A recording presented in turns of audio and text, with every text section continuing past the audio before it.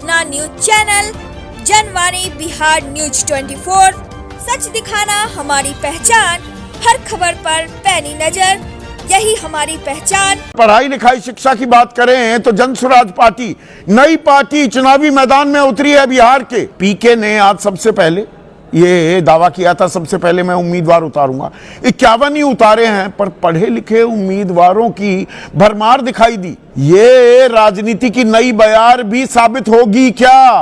और ये युवा प्रदेश है, यहां पर जेनजी क्या इसी चीज की सबसे ज्यादा मांग कर रहे हैं? ये आने वाले दिनों में सबसे बड़ा मुद्दा बन जाएगा क्या? और जब पढ़ाई लिखाई की बात हो रही है, भाई पढ़ोगे लिखोगे तभी रोजगार मिलेगा ना। तो एक राजनीति की नई बयार शुरू करते दिखाई दे रहे हैं क्या पीके? मैं प्रशांत किशोर की बात कर रहा हूं, नया एंट्रेंट। बिहार की राजनीति में अब तक रणनीतिकार की भूमिका निभा रहे थे, अब खुद चुनावी समर में कूद पड़े हैं प्रशांत किशोर। सबसे पहले उम्मीदवारों की घोषणा तो कर दिया, 51 ही सही, 241 में से 20% से तो ऊपर उम्मीदवारों का ऐलान कर दिया। और अभी एनडीए से तो खबर आ रही है 13 नवंबर को संयुक्त सूची जारी होगी।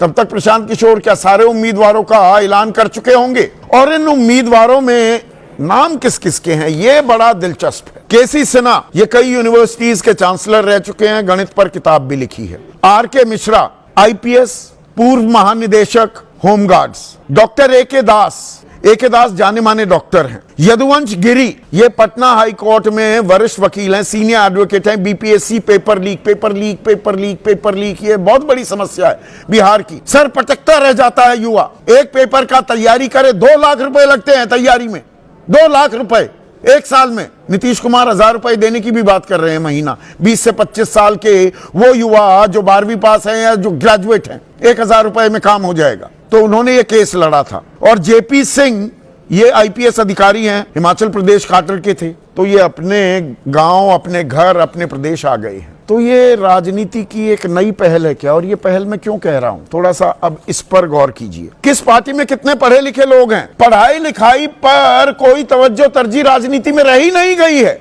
बिहार में 9वीं फेल तेजस्वी को बताने वाला एनडीए, उनके उप मुख्यमंत्री अपने हलफनामे बताते हैं कि मैं 7वीं तक पढ़ा हूं, 5वीं पास हूं। एक में बताते ही नहीं, एक में डॉक्टर ऑफ लिटरेचर हो जाते हैं जो मानद उपाधि, उसी को पढ़ाई लिखाई बता दिया जाता है। तो वो बिहार जिसका डंका दुनिया में बजता था, भारत ही नहीं, उसकी बुद्धिमत्ता का, उसके ह्यूमन रिसोर्स का, मैं बिहारियों की बुद्धिमत्ता का, उनकी मेहनत का कायल हूं। ये मैं कई बार कह चुका हूं।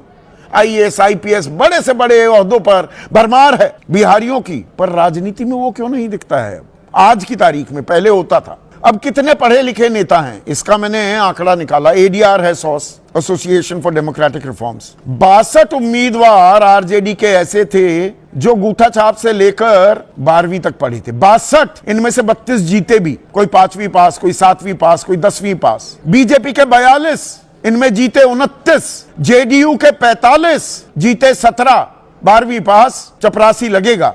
यहां पर हम नीति निर्धारक, और चपरासी कोई बुरा काम नहीं है, मैं डिग्निटी ऑफ लेबर का सम्मान करता हूं, पर जो हमारे कर्ता धर्ता हैं, जो चलाएंगे, कानून बनाएंगे, आपके मेरे भलाई के फैसले लेंगे, 12वीं पास, 10वीं पास, सब चलेगा। डिग्रियों का पता नहीं होता, डिग्री दिखाई नहीं जाती, छिपाई जाती हैं। कांग्रेस के 16, जेडीयू के मैंने बताया 45, और दागी, ये तो न्यू नॉर्मल हो चुका है, मतलब न्यू क्या, बहुत ओल्ड नॉर्मल मैं कहूंगा। बाहुबल, धनबल, इसी पर तो राजनीति टिकी होती है।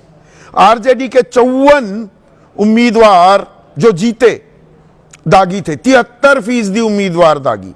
बीजेपी के 47, 64%, जेडीयू के 20, 47%, कांग्रेस के 16, 84%, सीपीआई-एमएल के 10, 83%, एआईएमआईएम के 100% स्ट्राइक रेट। पांचों के पांचों दागी। दाग अच्छे हैं जी, क्योंकि हम राजनीति में हैं जी, क्योंकि हम नेता बनने जा रहे हैं जी, और हम बैठकर ताली बजाते रहे जी। ऐसे ही राजनीति चलेगी क्या जी?